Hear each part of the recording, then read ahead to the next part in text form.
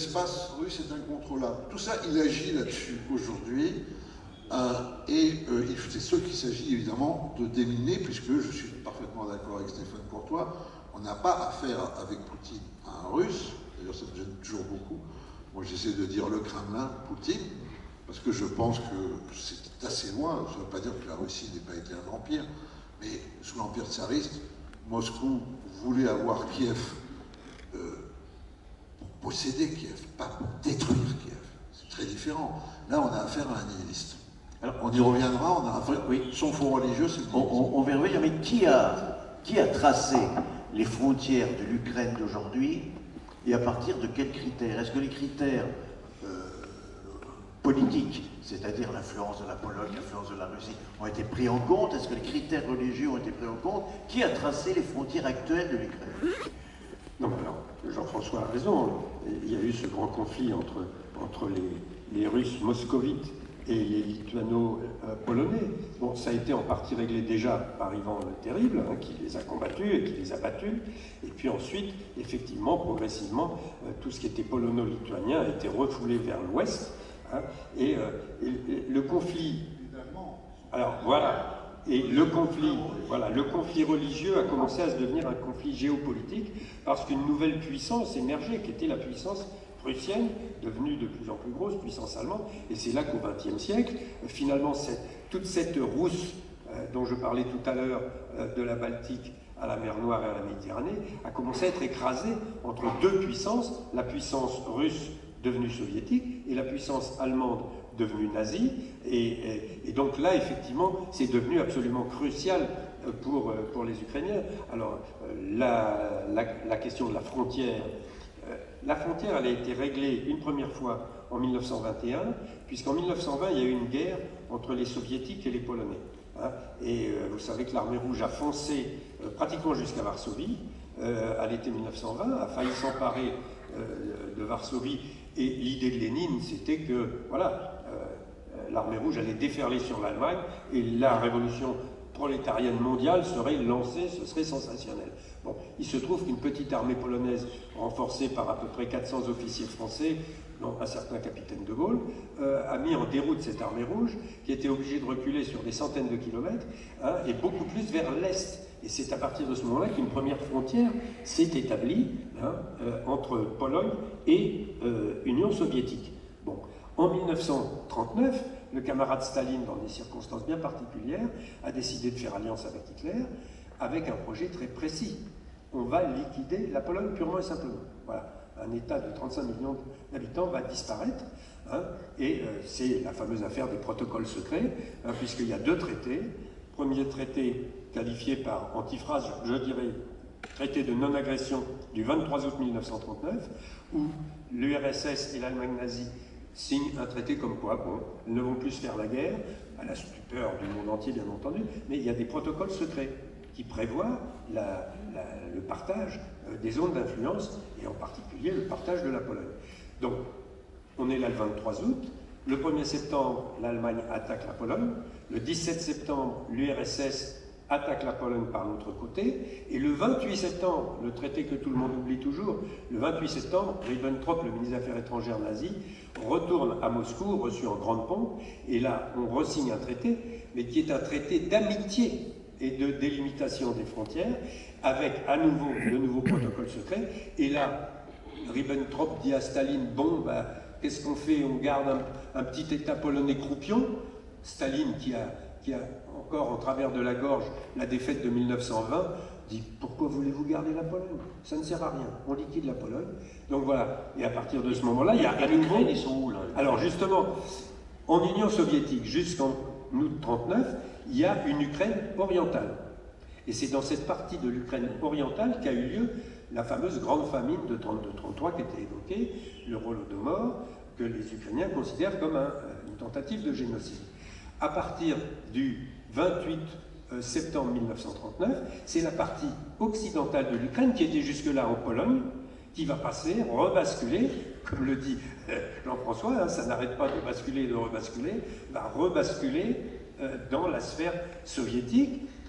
Le 22 juin 1941, les nazis attaquent l'Union soviétique. À nouveau, l'Ukraine, évidemment, est aux premières loges, donc elle va être complètement ratissée par la Wehrmacht, elle va repasser sous le contrôle allemand nazi, et en 1945, bien entendu, on refait la bascule dans l'autre sens, et cette fois-ci, toute l'Ukraine, y compris quelques petits bouts à l'extrême ouest de l'Ukraine, la Ruthénie subcarpatique, etc., va repasser dans l'orbite soviétique, alors avec un monsieur qui va prendre le contrôle de tout ça, Nikita Khrouchtchev. Rappelez que Nikita Khrouchtchev est un Ukrainien, hein, et Staline l'a nommé dès janvier 1938 pour s'occuper de l'Ukraine soviétique, c'est-à-dire l'Ukraine orientale, et après 1945, s'occuper de l'ensemble de cette Ukraine orientale, puis maintenant orientale et occidentale. Donc l'Ukraine d'aujourd'hui est une construction de l'Union soviétique. C'est une construction de l'Union soviétique, absolument, avec en plus le problème de la Crimée. Oui. Puisqu'à un moment donné, Khrouchtchev va dire, bon, la Crimée, il faut suivre. Alors, oui, il faut suivre.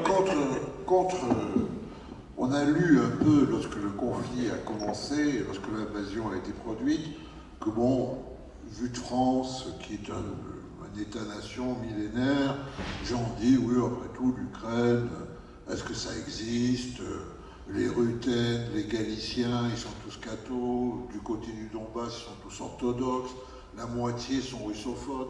Zelensky, qui est d'une famille de scientifiques soviétiques, juifs, a dû apprendre l'ukrainien pour vraiment faire des discours présidentiels, parce que là, il parlait surtout russe. Bon, on dit, qu'est-ce que c'est ce truc? Ça n'existe pas. Non, ça existe.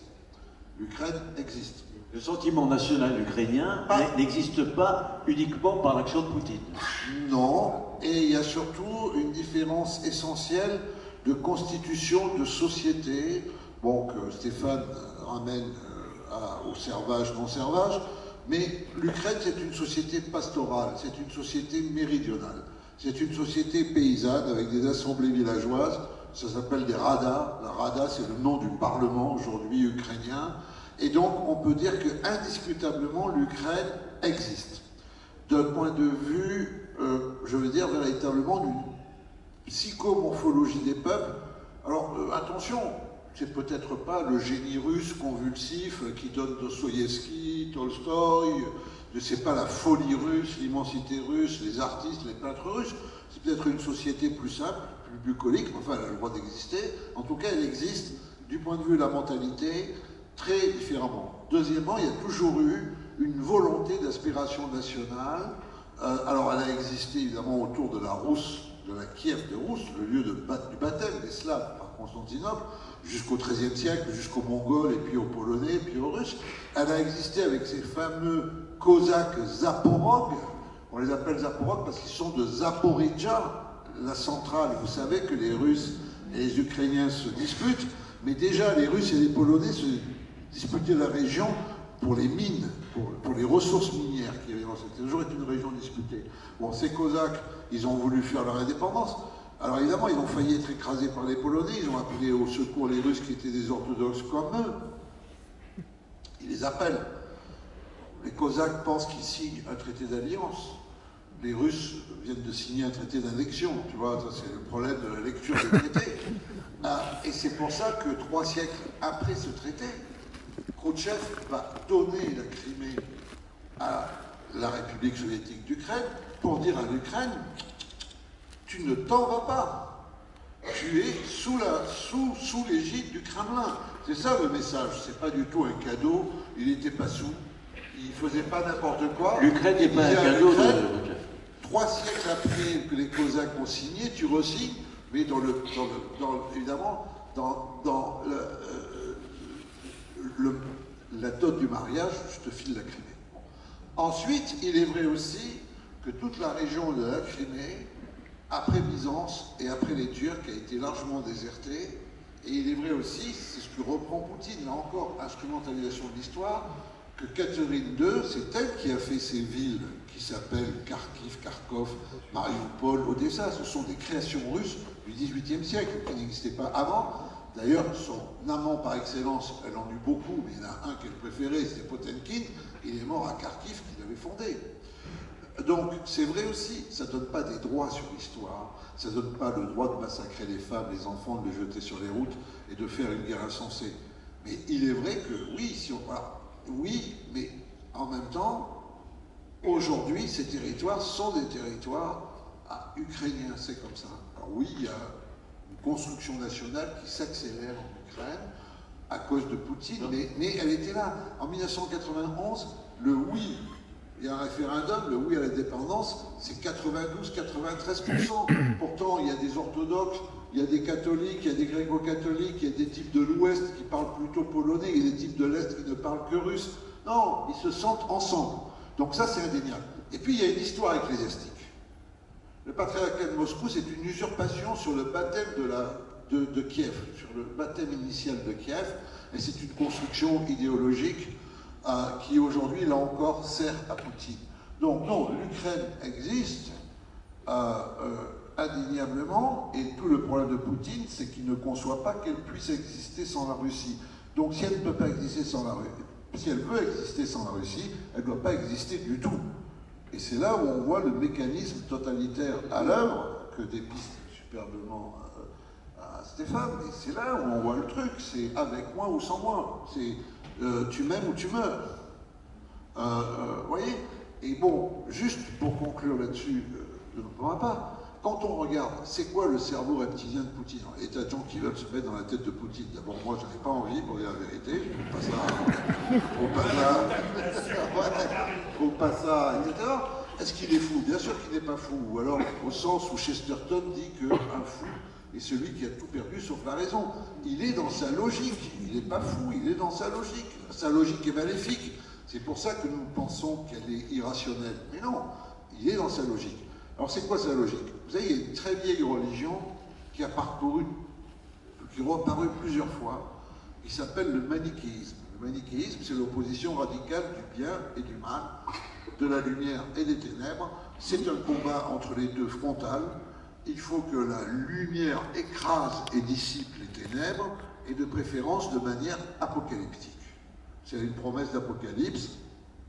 Et cette division manichéenne, où savoir qu'il y a le bien et le mal, que l'autre c'est forcément le mal, et comme c'est le mal, il n'est pas récupérable, il faut l'éliminer, c'est ça le manichéisme. Parce que le mal c'est le mal, on ne pourra jamais rien faire pour lui.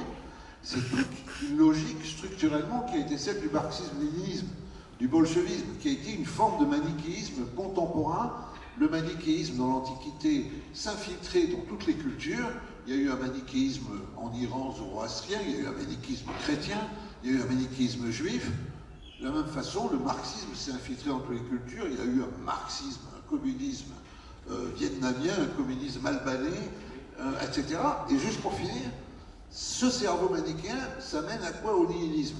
Il est aussi l'héritier de la tragédie qui a amené les bolcheviks au pouvoir, de la grande crise des nihilistes russes qui ont provoqué 30 000 attentats un peu avant la décennie qui a précédé 1917.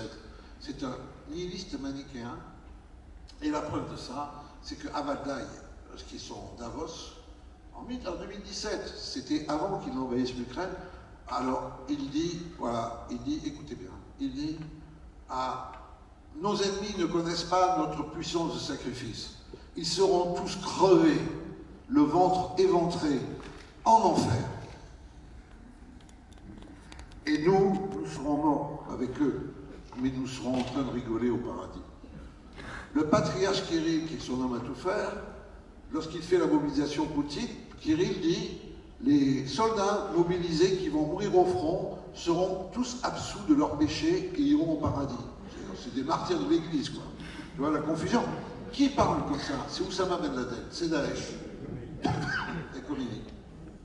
Mais la différence entre Oussama Ben Laden et Vladimir Poutine, c'est ça, un gros souci pour nous, c'est un chiffre, un mot et un adjectif, 6500 ogives nucléaires, qui est l'arsenal du Kremlin. Et ça change la donne, parce que si déjà combattre le terrorisme international, c'était compliqué, et là, on retombe, en fait, face à cette menace. Alors, est-ce qu'il prépare la guerre nucléaire? Sans doute pas. On n'a pas de signe pour l'instant. Est-ce que cette menace pèse sur notre propre rapport au mal? Certainement, parce que ça nous ramène, en fait, à la Bible. Et il compte bien, en fait, que notre peur l'emporte sur notre détermination. Donc, la guerre qu'on a, c'est une guerre aussi de courage spirituel, que j'appelle comme ça à défaut d'un autre monde, de courage moral, de courage éthique. C'est cette détermination-là qu'il nous faut avoir. Parce qu'on est face à quelqu'un qui méprise les vies ukrainiennes, ça c'est clair, mais russes aussi. Il envoie tous ces gamins, comme de la chair à canon, mourir au nom d'une idée absurde. Tout ça parce que son système était tellement corrompu, tellement violent, qu'il n'était même pas foutu de séduire les Ukrainiens, en leur disant « soyez avec moi, on va construire un monde ensemble ». Alors ce système, comment est-ce qu'il est arrivé,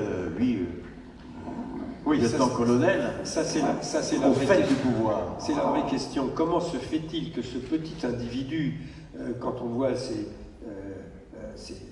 les témoignages, quand il était agent du KGB en RDA, en République démocratique allemande, puis ensuite quand il est rentré à Saint-Pétersbourg après la chute du mur de Berlin, comment se fait-il que ce petit lieutenant-colonel ait été projeté littéralement sur le devant de la scène de l'histoire et au sommet du pouvoir en Russie en 2 ans et demi, hein. 1998, il est nommé chef du FSB, donc cet organisme qui a pris en partie la suite du KGB. Et puis, presque tout de suite après, il est nommé Premier ministre par Eltsine. Et puis, dans un moment étonnant, à la veille du 1er janvier 2000, Eltsine va à la télévision, le président de la Fédération de Russie, et dit « Eh bien voilà, j'abandonne mes fonctions et je les confie à un président par intérim, M. Poutine. » Bon, qui dans la foulée va se faire élire en 2000 avec le soutien de tous les médias, de tous les oligarques, etc. Bon, là, il y a quand même un vrai problème d'interprétation. Alors, bien sûr, on pourrait penser que c'est le génie de M. Poutine qui lui a permis de faire cette ascension fulgurante. Personnellement, dans notre livre, et nous sommes 11 auteurs à faire ce livre, nous ne pensons pas du tout que ce soit dû au génie personnel de M. Poutine, mais à une opération bien programmée des dirigeants du KGB, parce qu'au-dessus des lieutenants-colonels, comme on le sait, il y a des généraux. C'est d'ailleurs ce qui m'avait mis la puce à l'oreille. Quand Poutine a commencé à monter comme ça sur le devant de la scène, au FSB, honnêtement, moi je n'y ai pas fait attention. Je me suis dit, c'est un fonctionnaire comme un autre. Bon. Et puis alors évidemment, à partir du moment où il est élu président, ça change tout. Hein, d'autant que c'est un président qui va avoir beaucoup de pouvoir.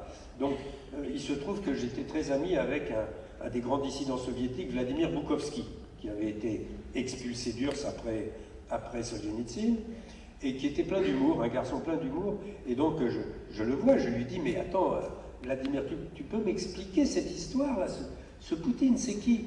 Il me regarde, en se fichant de moi littéralement, il dit, mais tu n'as pas l'air de savoir qu'au-dessus des lieutenants-colonels, il y a des généraux. Je lui dis, oui, bien sûr, il y a des généraux. Et tu ne comprends pas ce que ça veut dire? Non. Attends, vous voyez, bon, on était encore franchement, on était dans le potage. Et en plus, on était, beaucoup d'observateurs à l'époque, étaient persuadés que bon, la Russie sortait du communisme, elle allait prendre l'autoroute de la démocratie, tout allait très bien se passer. Hein. On n'a jamais pensé à ce moment-là, au début des années 2000, qu'on allait avoir ce type de processus qui allait se mettre en place, c'est-à-dire l'organisation de la reconquête du pouvoir d'État par les gens du KGB, ou en tout cas une fraction des gens du KGB, mais pas seulement une fraction des gens du KGB, des gens du KGB comme Poutine, à coquiner avec la grande mafia. Parce que c'est ça le problème. L'histoire de Poutine, c'est quand même l'histoire de Poutine à Saint-Pétersbourg. Hein. Quand il est rentré de RDA, après la chute du mur, il a repris ses activités de KGBiste à Saint-Pétersbourg, et quand l'URSS s'est effondrée, il y a eu des élections, un certain Sobchak, qui était professeur de droit à l'université de Saint-Pétersbourg et qui avait été le professeur de Poutine, parce que Poutine avait fait des études de droit. Alors vous allez me dire, qu'est-ce que ça veut dire des études de droit dans un régime totalitaire? Ça, c'est encore une autre question. Hein. Mais en tout cas, ils se connaissaient, et Sobchak s'est adressé bien entendu au général du KGB de la région en disant « il me faudrait un homme de confiance pour telle et telle chose ». L'autre lui a dit « prenez Poutine, c'est un type très fiable, sérieux, travailleur ». fidèle, il ne vous trahira pas. Ce qui s'est passé, hein, ce petit fonctionnaire est arrivé à la mairie de Saint-Pétersbourg, sauf que ce qu'on oublie, c'est que Saint-Pétersbourg, à ce moment-là, c'était le grand port sur la Baltique par où s'opérait une grande partie des opérations d'import-export de l'URSS devenue Russie, Fédération de Russie, et que ce port était tenu par une gigantesque mafia. Et une mafia russe, c'est pas les loupards français, hein, c'est tout à fait autre chose, c'est ultra violent. Donc, et Poutine, bien entendu, comme homme du KGB, comme homme de la mairie, est entré en contact avec ces gens-là, et à partir de ce moment-là, il y a eu une espèce de mariage extraordinairement dangereux entre l'appareil KGB et l'appareil de la mafia, qui sont des gens qui fonctionnent de la même manière. C'est-à-dire que le principe de base de ces appareils, c'est la fidélité, hein, et c'est la discipline. Si tu n'es pas fidèle et si tu n'es pas discipliné, quick, bon, c'est simple. Voilà. Bon. Donc voilà. Et à partir de ce moment-là, Poutine a pris beaucoup d'importance. Simplement, en 1996, Sobchak perd les élections. Hein. Il était tellement corrompu que même pour les Russes, c'était trop. Il perd les élections, Poutine perd tout, puisqu'il n'est plus rien. Et miraculeusement, qu'est-ce qui se passe? Il est appelé à l'administration présidentielle à Moscou. Mais c'est magnifique. À votre avis, ça s'est passé comment? Il a téléphoné à l'administration présidentielle en disant « je cherche un poste ». Non. Il a dit « toi, tu viens ici, tu viens dans l'entourage du président Eltsine, hein, tu vas le surveiller et tu vas le sauver ». Parce que c'est comme ça que Poutine est devenu un homme très important au sommet. Hein, il faut rappeler qu'à un moment donné, sur la fin de sa carrière, Eltsine et sa famille étaient sous le coup d'inculpation du procureur général de Russie pour des corruptions massives. Hein. Et le problème, c'est comment se sortir de là. Qui a sauvé? Eh bien voilà, c'est notre ami Poutine, chef du FSB. Et qui a sauvé Poutine tout de même à Saint-Pétersbourg, parce qu'à un moment, il est inquiété lui aussi, malgré tout, et son dossier atterrit sur le bureau d'un petit juge qui s'appelle Medvedev. Voilà. Et qui va devenir ensuite son Premier ministre, son président d'échange, par intérim, un vrai faux président. Voilà. Et en fait, c'est là où se